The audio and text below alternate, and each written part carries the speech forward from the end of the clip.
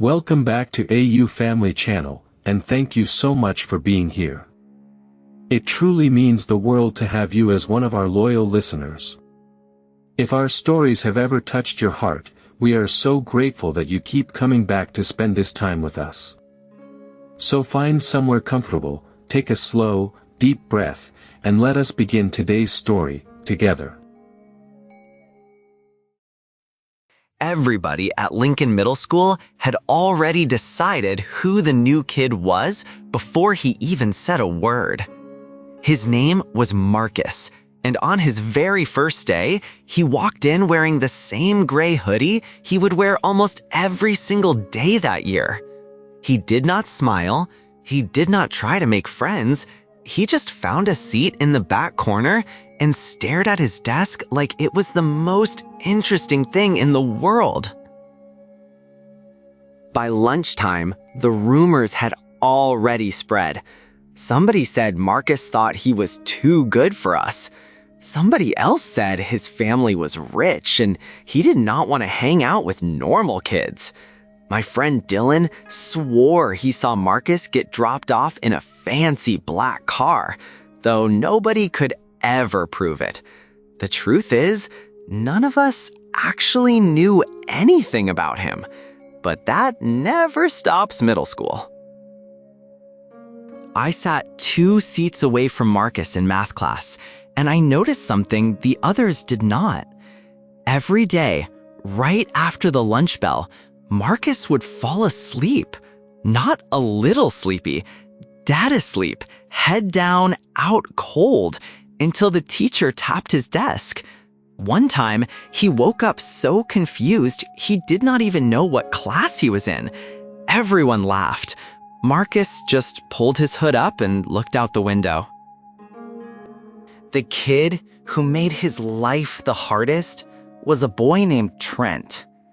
Trent was the type who needed someone to pick on to feel big.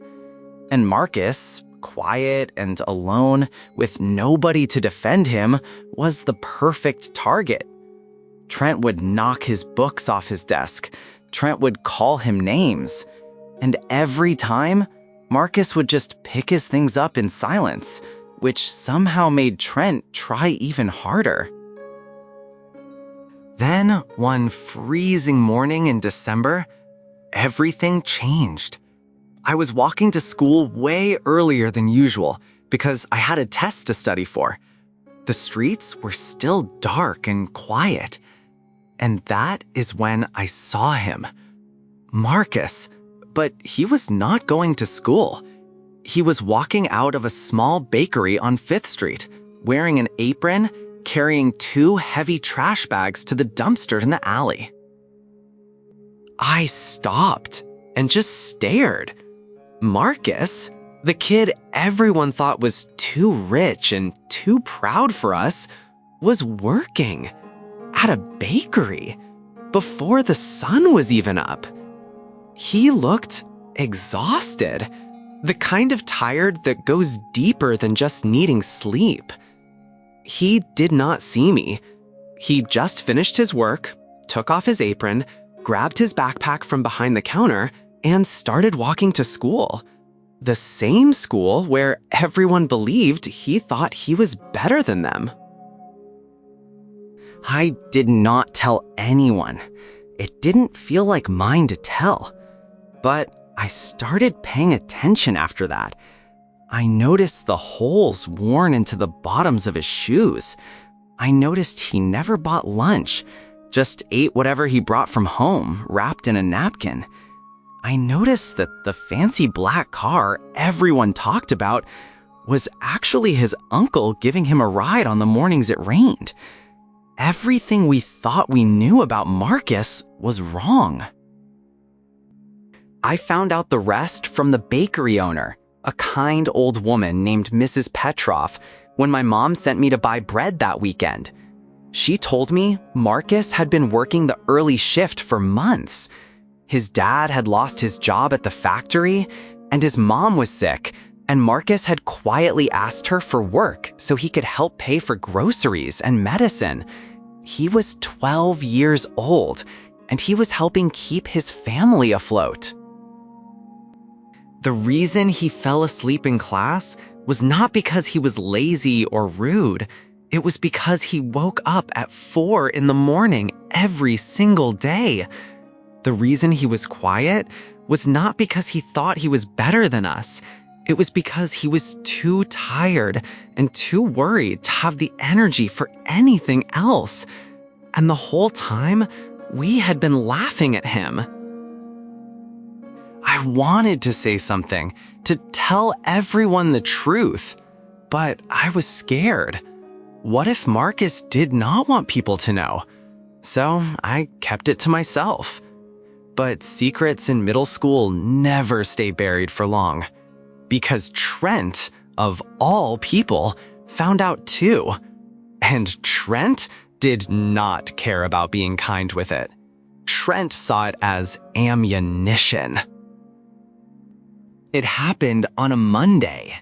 Trent walked into the classroom with a smug grin and announced loudly, so everyone could hear, that he had seen Marcus taking out the trash at a bakery like some kind of servant.